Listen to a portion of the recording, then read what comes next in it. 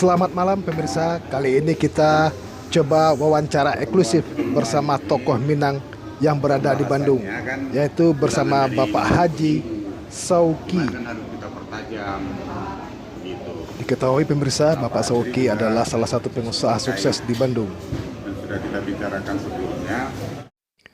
Topik kita kali ini ialah Padang Pariaman dan Kota Pariaman. Padang Pariaman adalah sebuah kabupaten di Provinsi Sumatera Barat. Kabupaten ini bermoto Sayo Sakato dengan ibu kota kabupaten Parit Malintang berdasarkan peraturan pemerintah nomor 79 tahun 2008. Baiklah pemirsa, kali ini kita telah terhubung dengan reporter Minangkabau TV, yaitu Samsul Bari. Oke, Pak Samsul, Bung Samsul, apakah Anda telah bisa terhubung dengan Bapak Sauki? Halo, Bung Samsul. Oke, selamat malam, Bung Samsul. Oke, selamat malam Ayu Zoki. Selamat malam Haji Samsul. Ya, dari- Selamat datang di Bandung kan. Mudah-mudahan beda cuaca kan. Di Bandung lebih dingin kan. Merasa lebih nyaman dibanding dari kampung kita di Pariaman. Oke, selamat. Oke, Pak Zoki,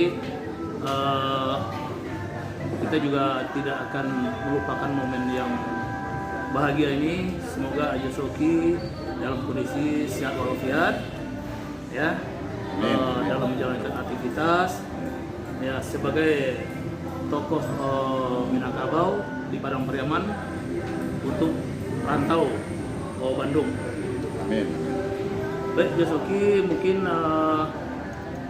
kami dari Minangkabau TV ya Josoki, Ya. beberapa hal yang perlu saya tanya sama Josoki terkait masalah perkembangan Padang Pariaman. Perkembangan Padang Pariaman ya. Ya. Ya, oke. Oke, silakan Josoki, apa yang bisa disampaikan tentang Padang Pariaman sekarang?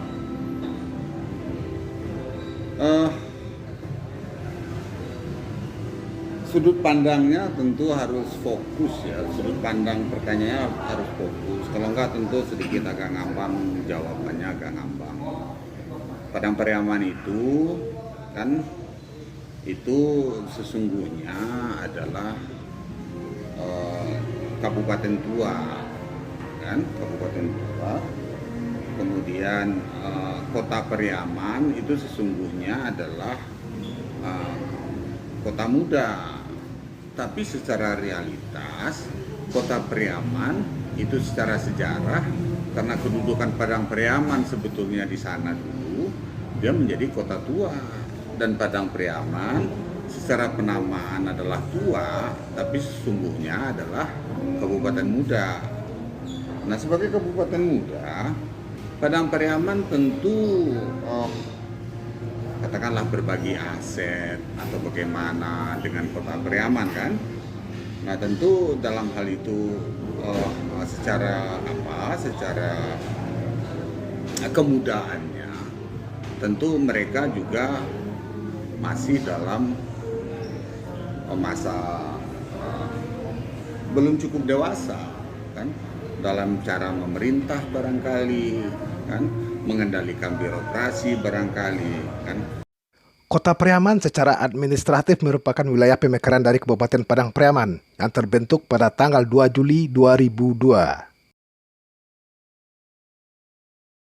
Perintah barangkali kan, mengendalikan birokrasi barangkali kan, karena sebagai kabupaten muda kan, sementara mentornya itu justru di kota Pariaman.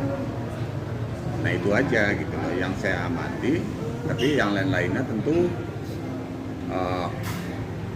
tergantung arah tujuannya Haji Samsul bertanya yang mana nih gitu loh. Ke pokok pembahasannya, apa yang perlu dibenahi di Padang Pariaman sekarang? Yang Pak Haji lihat, Ajo Soki lihat, apa yang perlu kita benahi di Padang Pariaman agar Padang Pariaman ini sesuai dengan moto yang sekarang ini, Padang Pariaman berjaya. Berjaya itu kan bukan apa ya, bukan kalimat mudah ya. Berjaya itu bukan kalimat mudah. Berjaya itu kita berada di puncak prestasi. Ini yang diperjaya kan. Tapi semua orang kan bisa membuat moto. Kalau saya menyebut moto itu cenderung seperti jargon. Moto itu cenderung seperti jargon. Nah, saya ambil contoh ekstrim ya. Ekstrim saya bukan mengatakan Padang Pariaman seperti itu, gitu kan. Kita berantas narkoba, begitu loh. Bunyi dari spanduk, sebuah spanduk. Dan justru yang memasang spanduk itu sendiri itu oleng, kan? Nah, artinya kita membahas narkoba tadi, memberantas narkoba tadi, itu tidak berkesesuaian. Yang memasangnya aja oleng kok. Nah, sama seperti itu kan. Jadi kalau Berjaya itu hanya sebuah jargon, itu tentu susah, ya, susah kita mencapai. Padahal Berjaya tadi adalah puncak prestasi. Nah, juara 1, juara 2 itu Berjaya. Nah, jadi kita harus hati-hati di kata Berjaya, karena di balik itu perlu namanya kerja keras, kan, menyeluruh, sistematis, dan tentu awal-awalnya terencana. Saya pikir seperti itu. Berarti Padang Pariaman sekarang belum berprestasi? Saya tidak mengatakan demikian. Saya hanya mengupas kata Berjaya. Kata Berjaya sebagai moto, kan? Berjaya sebagai moto itu sebuah kata-kata yang sangat ambisius. Kan berjaya itu artinya adalah kita berada di puncak prestasi. Maka nah, kita banyak sekali loh, kan, rumah-rumah makan ikan bakar apa segala macam itu, kan berkategori antara 5 juta sampai berapa itunya. Nah, itu kenapa aja tidak gitu loh. Jadi kita kadang-kadang gagap mengimplementasikannya, takut kemudian di sana tersinggung apa segala macam, sehingga kita kan berkompromi dengan tugas-tugas sesungguhnya daripada pemasukan daerah. Saya pikir begitu. Jadi terkait dengan tambah itu Ajo, perdanya sekarang ini tidak dituang di sana pengaturan tambah. Saya nggak memahami ya. Saya nggak memahami. Yang saya pahami adalah bahwa, kan, saya mendapatkan informasi, sekali lagi saya sebutkan bahwa mudah-mudahan salah, kan, itu tidak lebih dari 5 yang hanya izin, selebihnya tambah yang datang begitu saja, hadir begitu saja, dan beroperasi begitu saja. Seperti itu, gitu kan. Bahwa dari tambak itu kemudian, gitu kan, pemerintah harus mendapatkan sesuatu. Pemerintah loh, bukan oknum. Kalau oknum saya mungkin tidak bisa membicarakan, mungkin saya pikir dapat, gitu kan. Kalau nggak kan kena gusur apa segala macam. Tapi pemerintah harus dapat terkait dengan kepemerintahan. Karena pemerintah harus berpikir tentang bagaimana dari hari ke hari, bulan ke bulan, tahun ke tahun, itu meningkatkan namanya pendapatan asli daerah, kan, dari sektor pajak. Seperti begitu. Nah. Oke, Jo. Terkait tadi yang disinggung sedikit mengenai pilkada daerah. Oke. Apa rencana Ajo Sogi sebagai putra daerah Padang Pariaman?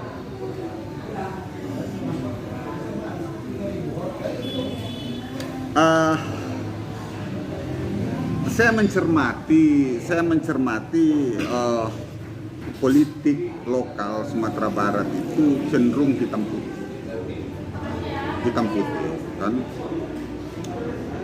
Bukan hitam itu bukan jelek ya, tapi putih itu adalah Islam, karena secara filosofi di daerah kita itu, Sumatera Barat, Minangkabau itu, filosofi dasar daripada kehidupan kita beragama dan bermasyarakat adalah, kan, adat basandi syarat basandi kitabullah. Itu loh. Dan secara spirit itu mengalir kepada kehidupan keseharian masyarakat Sumatera Barat di Sumatera Barat dan atau di Minangkabau.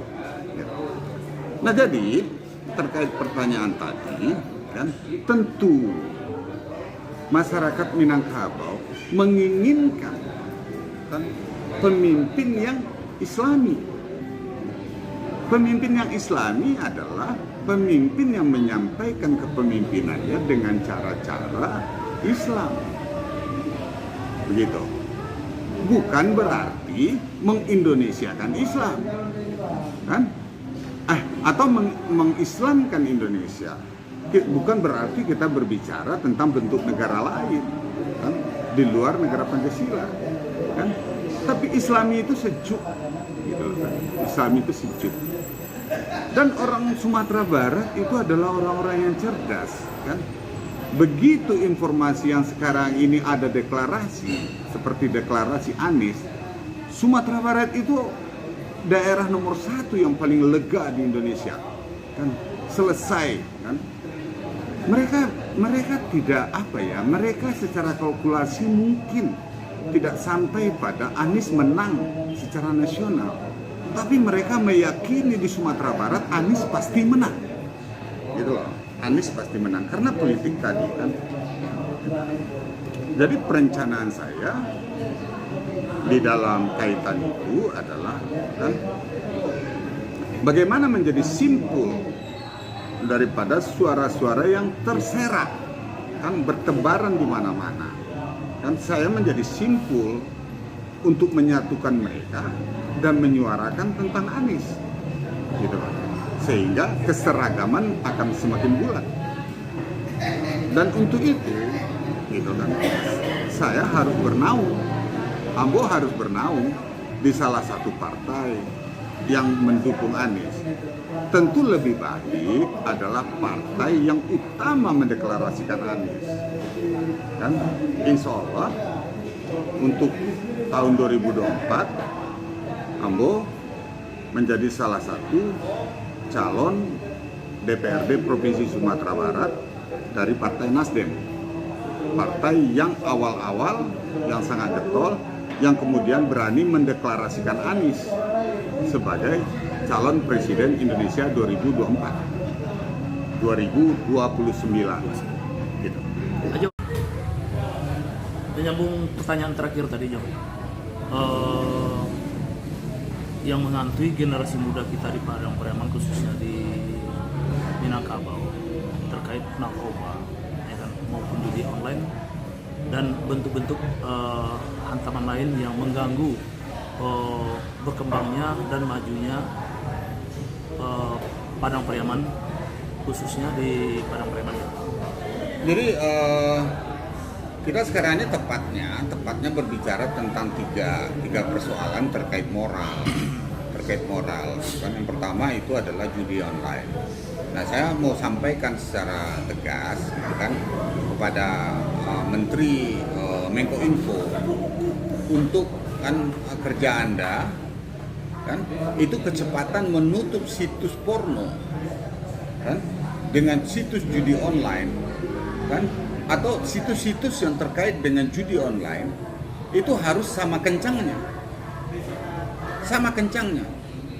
Jangan sampai kemudian Anda kencang di situs porno, bukan berarti situs porno kan dibiarkan, bukan berarti itu, tapi lambat di situs judi online. Ada apa? Kan? Apakah kemudian ini ditenggarai masuk angin dan segala macam? Tentu hanya Menko Info yang bisa menjawab. Gitu. Tapi dengan lambatnya kan menutup judi online dengan berbagai dalih, kemudian dia alamat IP-nya berpindah-pindah dan segala macam gitu loh kan. Maka kan di Menko Info itu manusia-manusia berteknologi IT berkumpul di sana. Jadi tidak ada alasan bahwa mereka berpindah-pindah IP dan segala macam kemudian menjadi kalah. Tidak ada alasan. Saya pikir kayak gitu cara menjawabnya, sehingga kemudian masyarakat bisa kita hentikan kan kebiasaan mereka atau racun yang ada dalam tubuh mereka, kan ingatan mereka yang terus-terusan kepada judi online itu bisa dihentikan karena mereka tidak mendapatkan channel untuk itu kan. Jadi kita ambil sumbernya kan, kita tidak menginginkan peredaran miras, kan? Tapi pabriknya nggak kita tutup, kan? Tapi miras yang beredar kita berantas. Saya pikir juga itu adalah kan kerjaan sia-sia, pabriknya yang kita tutup. Nah, sama seperti itu, bukan judi online-nya, bukan orang-orangnya yang kita tangkapin, tapi situs-situsnya yang perlu kita. Hulunya itu. Ya, hulunya, situsnya yang kita tutup. Gitu. Dari Kota Bandung, tim orang-orang yang Minangkabau dipegang. TV Yang kedua, melaporkan.